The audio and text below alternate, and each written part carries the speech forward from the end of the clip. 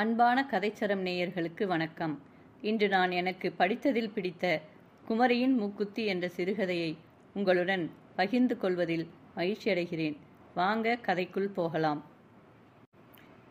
தேவி கன்னியாகுமரி அழகே வடிவமாக காட்சி கொடுத்து கொண்டிருந்தாள். பாராக்கிரம பாண்டியன் அம்பிகையை கண்கொட்டாமல் பார்த்தபடியே இருந்தான். அர்ச்சகர் லலிதா சகசரநாமத்தை தொடங்கினார். பாண்டிய மன்னனுடன் வந்தவர்களில் சிலர் மட்டும் கோயிலின் அத்த மண்டபத்தில் நின்று கொண்டிருந்தார்கள். தேவியின் மூக்குத்தி விளக்கொளியில் சுடர்விட்டு ஒளிர்ந்தது. அப்பா, அந்த ஒளியை தொடர்ந்து பார்த்து கொண்டு நிற்க முடியாது போல இருந்தது. அத்தனை ஒளி. பாண்டியனுடைய கண் அந்த சுடர் ஒளி ததும்பும் மூக்குத்தியில் லயிப்பதற்கும் அர்ச்சகர் அந்த திருநாமத்தை சொல்வதற்கும் பொருத்தமாக இருந்தது. பாண்டியனுக்கு சிறிது உடம்பு குலுங்கியது. அர்ச்சகர் மேலே அர்ச்சனையை ஓட்டினார். பாண்டியனுக்கு மாத்திரம் கண் அந்த மூக்குத்தியில் நிலைத்துவிட்டது. அதன் சுடர் அலைகள் அவனுடைய உள்ளத்தில் ஒரு சிறிய ஆசை அலையை எழுப்பின. அவன் தன் மாதேவியை நினைத்தான். அவளுடைய மூக்கு அவனுடைய நினைவுக்கு வந்தது. கற்பனையினால் அம்பிகையின் மூக்குத்தியை தன் பட்டத்தரசியின் மூக்கில் பொருத்தி பார்த்தான். அந்த சமயத்தில் பிள்ளாய், பாண்டிய மகாராஜனே என்ற ஒளியை கேட்டு அம்மன்னன் திடுக்கிட்டு போனான். கன்னியாகுமரிக்கு முன் எரிந்து கொண்டிருந்த விளக்கை பிடிக்கும் பதுமை ஒன்றுதான் அவனை அழைத்தது. அது வாய் திறந்து பேசுவதை அவன் கண்ணார கண்டான், காதால் கேட்டான். பதுமை பேசத் தொடங்கியது. பராக்கிரம பாண்டியனே, என்ன அபசாரம் செய்ய துணிந்து விட்டாய்? கன்னி பகவதி சொத்தை கல்லையிடலாமா? உன்னுடைய குடும்பத்தையே பாதுகாக்கும் தாயின் ஆபரணத்தின் மேல் உன் இச்சையை வீசினாயே, இது நியாயமா? அம்பிகை உன்னிடம் கருணை கொண்டவளாதலால் நீ இப்படி நீயும் இங்கே நிற்கிறாய். இல்லாவிட்டால் உன் கண் இந்த கணத்தில் குருடாயிராதா? அது கிடக்கட்டும். ஸ்ரீ மாதாவாகிய அம்பிகையின் நாசிகாபரணத்தை பற்றிய கதை உனக்கு தெரியுமா? தெரிந்திருந்தால் உனக்கு இந்த அடாத ஆசை தோன்றுகிறாதாகையால் இப்போது அந்த கதையை சொல்கிறேன் கேள். ஈனமில்லா சிறப்புடைய மீனவர் குலத் தோன்றலே, கலிங்கத்து மகா யுத்தத்தை பற்றி கேட்டிருப்பாயே. கலிங்க அரசனான அனந்த பதுமன் சோழ நாட்டுக்கு கப்பம் செலுத்தாமையால் குலோத்துங்க சோழன் அவனோடு போர் செய்து வென்றான் என்பது தமிழ்நாட்டினர் யாவருக்கும் தெரியும். சோழ சக்கரவர்த்தியின் மந்திரியாகிய கருணாகர தொண்டைமான் இந்த கலிங்கத்து போரில் வெற்றியடைந்த சிறப்பை கலிங்கத்து பரணி என்ற தமிழ் பிரபந்தம் சொல்வதையும் நீ அறிந்திருக்கலாம். ஆனால் உலகம் அந்த போருக்குரிய உண்மையான காரணம் இன்னதென்று அறியாது. நீ எந்த மூக்குத்திக்கு ஆசைப்பட்டாயோ அதுதான் கலிங்க போருக்கு மூல காரணம். அதை சொல்கிறேன் கேள். ஒரு சமயம் கலிங்க அரசனாகிய அனந்த பதுமன் தன் பட்டத்து ராணியோடு தேசாடனம் செய்ய புறப்பட்டான். அப்போதெல்லாம் சோழனுக்கும் அவனுக்கும் பகைமை இல்லை. சோழனுக்கு கப்பம் கட்டுபவன் அவன் ஆகையால் அவன் சோழ நாட்டுக்கு வந்தபோது தஞ்சையில் சில நாட்கள் சோழ அரசனுடைய அரண்மனையில் தங்கியிருந்தான். கலிங்கத்து அரசி பூண்டிருந்த மூக்குத்தி எல்லோருடைய கண்களையும் கொள்ளை கண்டது. அவர்களிலும் அந்த புறத்தில் உள்ள பெண்கள் அதை கண்டு கண்டு வியந்தார்கள். குலோத்துங்கனுடைய பட்டத்தரசிக்கு அதனிடத்திலே ஆசையே உண்டாகிவிட்டது. அந்த மாதிரி வைரக்கல் எங்கே கிடைக்கும் என்று விசாரிக்கலானாள். எவ்வளவு பொன் கொடுத்தாவது அந்த மூக்குத்தியை வாங்கிவிட வேண்டும் என்ற பைத்தியக்கார ஆசை அவளுக்கு உண்டாயிற்று. கலிங்கத்து அரசனும் அரசியும் தேசாடனத்தை முடித்துக்கொண்டு ஊர் போய் சேர்ந்தார்கள். சோழ மன்னருடைய மாபெரும் தேவிக்கு அந்த மூக்குத்தி நினைவாகவே இருந்தது. முடியுடை மன்னனின் மாதேவியாக இருந்து அதை அணிவதற்கு இல்லையே என்று அங்கலாய்த்தாள். நாளுக்கு நாள் அந்த குறையவள் உள்ளத்தளவில் நில்லாமல் உடலையும் வருத்தத் தொடங்கியது. தூங்கிக் கொண்டே இருப்பாள். திடீரென்று எழுந்து அந்த வைர மூக்குத்தி என்று கத்துவாள். குலோத்துங்க மன்னன் என்னென்னவோ சமாதானம் செய்தான். ஒன்றாலும் அவள் ஆறுதல் அடையவில்லை. தன் கீழ் சிற்றரசனாக இருக்கும் ஒருவனிடம் உள்ள பொருளை தா என்று கேட்பது சக்கரவர்த்தி நிலைக்கு ஏற்ற செயல் அல்லவே. அதனால் சோழ மன்னன் அந்த மூக்குத்தியை பெற என்ன வழி என்று ஆலோசனையில் ஆழ்ந்தான். பட்ட மகிழ்ச்சி முக கமலம் வாட்டமடைந்தது. மன்னனுடைய முகத்திலும் வாட்டம் தன் ரேகையை நீட்டியது. அதை கண்ட கருணாகர தொண்டைமான் என்ற மந்திரி ஒரு நாள் மன்னனை தனியே கண்டான். நெடுநாளாக மன்னன் எதையோ நினைத்து மனம் கலக்கமடைகிறான் என்பதை உணர்ந்து அதை தெரிந்து கொள்ள வேண்டும் என்ற நினைப்பு அவனுக்கு இருந்து வந்தது. இப்போது அவன் அரசனிடம், மகாராஜாவுக்கு ஏதோ கவலை உள்ளத்துக்குள் இருந்து வாட்டுகிறது போல தோன்றுகிறது. மந்திரிமார்களும் படைத்தலைவர்களும் சான்றோர்களும் மன்னர் பிரானுக்கு வேண்டிய ஆலோசனைகளை சொல்ல எப்போதும் ஆயத்தமாக இருக்கும்போது அவர்களிடம் சொல்லாத கவலை என்னவென்று தெரியவில்லை. இதை பற்றி நினைத்தால் எனக்கு தூக்கமே பிடிப்பதில்லை. மற்றவர்களுக்கு தெரிவிக்க திருவுள்ளம் இல்லாவிட்டால் அடியேனுக்கு சொல்லலாமே. அடியேன் ஏதாவது செய்ய முடிந்தால் என் உயிரை கொடுத்தாவது செய்வேன் என்றான். அரசன் சிறிது யோசித்தான். பிறகு புன்னகையை வருவித்துக் கொண்டான். நீ ஊகித்தது சரிதான். ஆனால் விஷயம் என்னவோ சிறியது. கவலைதான் பெரிதாக இருக்கிறது என்றான். எதுவாக இருந்தாலும் என்னிடம் சொல்லலாமே. மகாராஜாவின் திருவுள்ளத்தை தெரிந்து கொண்டு அதன்படி நடக்கும் கடமையை நான் எப்போதும் பின்பற்றுவேன். அப்படி இருக்க இதை தெரிந்து கொள்ளக்கூடாதபடி நான் என்ன அபராதம் செய்துவிட்டேன் என்றான் தொண்டைமான். சொல்லக்கூடாது என்பதில்லை, மிக சிறிய பண்டத்தை பற்றிய கவலை அது. பண்டம் சிறிதுதானே என்று நான் அலட்சியமாக இருந்தேன். ஆனால் கவலை பெரிதாக இப்போது விரிந்து விட்டது. அப்படி என்ன கிடைக்காத பண்டம் அது? சொல்கிறேன் கேள். நம்முடைய பட்டத்து தேவிக்கு தான் அதிக கவலை. ஊனும் உறக்கமும் இன்றி அவள் படுகிற துன்பத்தை பார்க்க முடியவில்லை. இவ்வளவுக்கும் காரணம் ஒரு சிறிய மூக்குத்தி தான். என்ன, வெறும் மூக்குத்திக்காகவா மன்னர் பெருமானும் மாபெரும் தேவியும் கவலைப்படுவது என்று திடுக்கிட்டு கேட்டான் கருணாகர தொண்டைமான். மூக்குத்தி சிறியதுதான், ஆனால் அது கிடைக்க முடியாத இடத்தில் இருப்பதால் அதை பற்றிய கவலை அதிகமாக வளர்கிறது. நம்முடைய நாட்டில் கிடைக்காத வைரமா அல்லது வேற்று நாட்டில் கிடைப்பதாக இருந்தாலும் இங்கே வருவிக்க முடியாதா? வைரத்தை சொல்லவில்லை, ஒரு பெண்மணியின் மூக்கில் இருந்து அது ஒளிர்கிறது. அது வேண்டுமென்று கேட்கிறாள் தேவி. இதில் என்ன ஆச்சரியம்?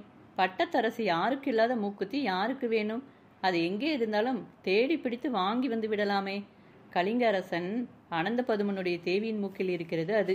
அவன் சில மாசங்களுக்கு முன்பு இங்கே வந்தபோது அவன் மனைவி பூண்டிருப்பதை நம் மாதேவி கண்டாள்.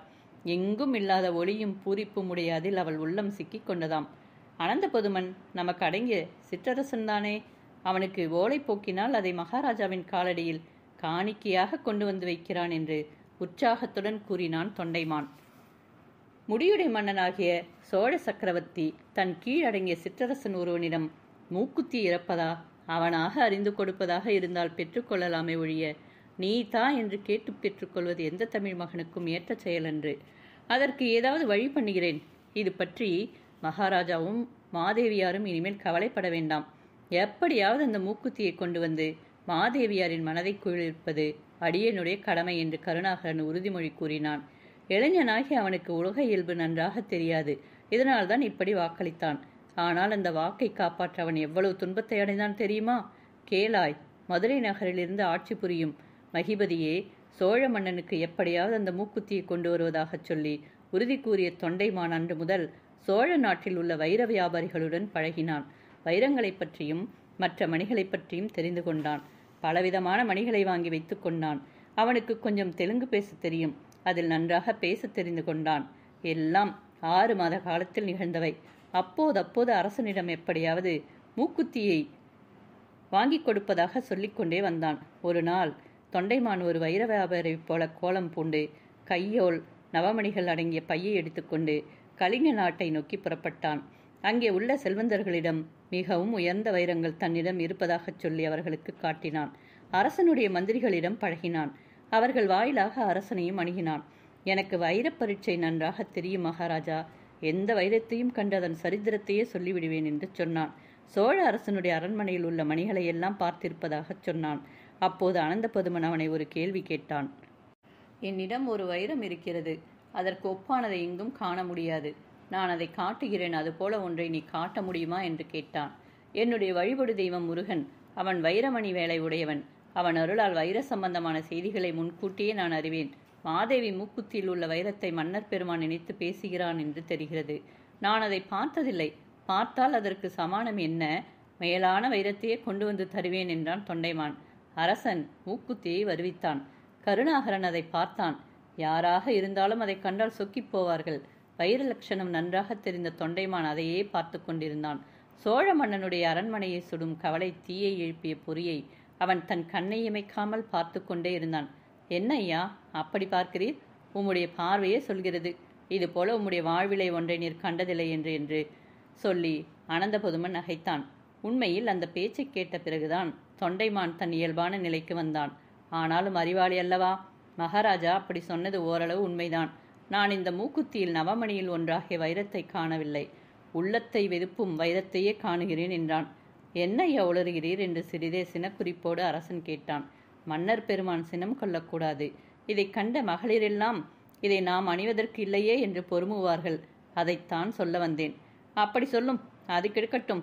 இந்த மாதிரி வைரம் உலகத்தில் எங்காவது கிடைக்குமா என்று கேட்டான் கலிங்கத்து அரசன்.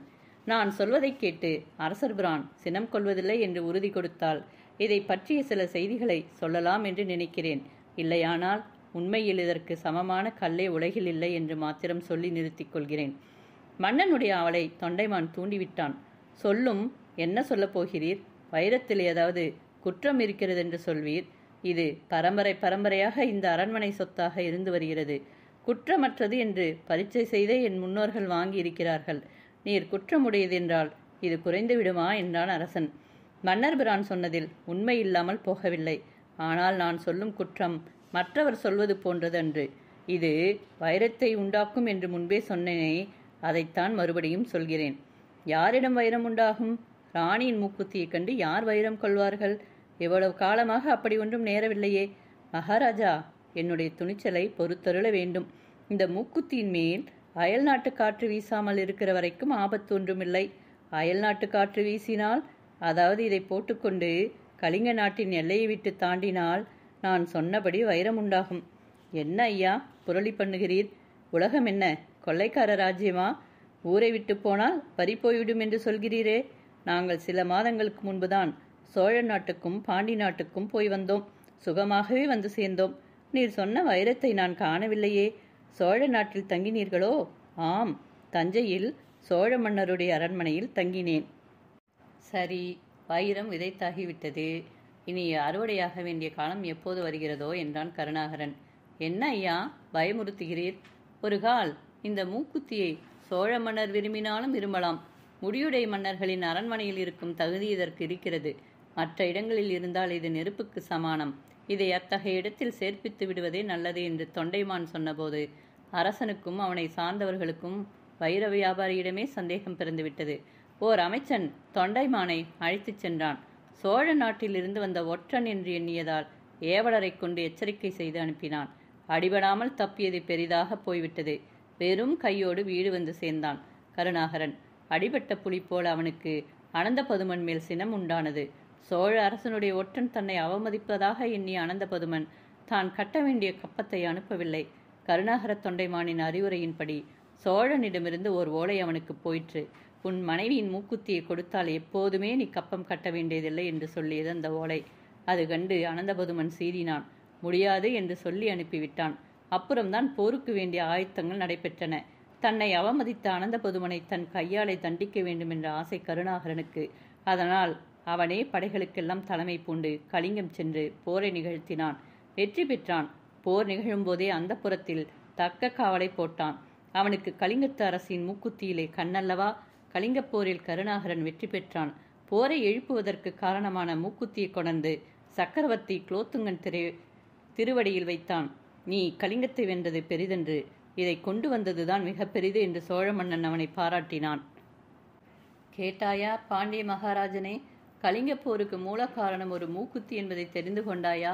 அது பின்னும் என்ன என்ன குழப்பங்களை உண்டாக்கியது என்பதை இன்னும் சொல்கிறேன் கேள் என்று விளக்குப்பதுமை மறுபடியும் சொல்லத் தொடங்கியது. பட்டத்து தேவியின் மூக்கில் ஏறிக்கொண்ட மூக்குத்தி மற்ற ராணிகளின் மனதில் ஆசையும் பொறாமையும் எழுப்பியது. குலோத்துங்கன் மனைவிமாரில் அவனுக்கு மிகவும் பிரியமுள்ள ஒருத்தி அது தனக்கு வேண்டுமென்று கேட்டாள். தன் அரண்மனைக்கு வந்த பிறகும் அந்த வைர மூக்குத்தி மன்னனுக்கு கவலை கொடுத்து வந்தது. அந்த புறத்தில் புயல் குமுறியது. பூசல் எழுந்தது. வீரனாகிய குலோத்துங்கன் எல்லா மனைவிமாரையும் ஒரு நாள் அழைத்து கூட்டி வைத்துக்கொண்டு அந்த மூக்குத்தியை பற்றி பேசினான். ராணிமார்கள் ஒவ்வொரு ஆண்டு ஒவ்வொருவராக அணிய வேண்டும் என்று சொன்னார்கள். பட்டத்து தேவி அதற்கு இணங்கவில்லை. இப்போது மூக்குத்திக்கு வந்த வழக்கே பின்பு சிங்காதானத்துக்கும் வரும். ஒவ்வொரு ஆண்டு ஒவ்வொருவராக பட்டதேவியாக இருக்கலாம் என்று சொல்வார்கள். இந்த மூக்குத்தி விஷயமாவது அந்த புறத்திற்குள் அடங்கியிருப்பது. பட்ட மகிழ்ச்சி பதவி என்பது உலகமறிந்த செய்தி. இவர்கள் அதற்கும் உரிமை கொண்டாடி வருஷத்துக்கு ஒரு பட்ட மகிழ்ச்சி என்று வந்துவிட்டால் உலகமே கை கொட்டி சிரிக்குமாகையால் பட்ட மகிழ்ச்சி என்பதற்குரிய அடையாளமும் உரிமைகளும் சில உண்டு. அதை யாரும் மாற்றிக்கொள்ள முடியாது என்று அவள் வாதிட்டாள். அதற்கு எதிர்கூற யாருக்கும் வாயில்லை. மற்ற ராணிகள் எல்லாம் வீண் ஆசைப்பட்டு இதை ஒரு வழக்கமாக கொண்டு வந்ததைக் கண்டு மகாராணிக்கு கோபமாக வந்தது. மகாராஜா கொஞ்சம் அன்பாக இருக்கிறார் என்றால் அவர்களுக்கு பேராசை பெருகிவிடுகிறது. அவர்கள் ஆசையில் மண்ணை போட வேண்டும் என்று அவள் எண்ணமிட்டாள். மெல்ல மெல்ல குலோத்துங்கனுக்கு பொய்யும் மெய்யும் சொல்லி ஒரு கருத்தை அவனிடம் தெரிவித்தாள். அதற்கு அவனை இணங்கவும் செய்துவிட்டாள். பட்டத்து தேவி அணியும் அந்த வைர மூக்குத்தியை அவள் தன் மூத்த மகளுக்கு சீதனமாக கொடுத்து விடுவதென்றும், இப்படியே மகளுக்கு தாய் கொடுக்கும் சீதனமாகவே அது பரம்பரையாக இருந்து வர வேண்டும் என்றும் ஒரு சம்பிரதாயத்தை ஏற்படுத்திவிட்டாள். அம்பிகை கனவில் வந்து சொன்னதாகவும் வேறு காரணங்கள் இருப்பதாகவும் பட்டத்து ராணி சொல்லி இந்த தீர்மானத்துக்கு அரசனுடைய உடன்பாட்டை பெற்றுவிட்டாள். அதன்படி இந்த மூக்குத்தி அடுத்த தலைமுறையில் சோழன் மகளும் பாண்டிய அரசன் தேவியுமாகிய ஒருத்தியிடம் சென்றது. பெரும்பாலும் சோழ பாண்டிய குலத்தில் பெண் கொடுப்பதும் வாங்குவதும் தொடர்ச்சியாக வருவது உனக்கு தெரிந்ததுதானே?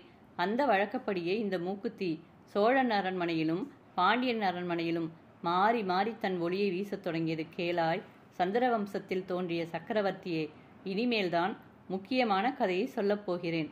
கவனமாக கேள் என்று கூறி பதுமை தன் கதையை தொடர்ந்து சொல்லலாயிற்று.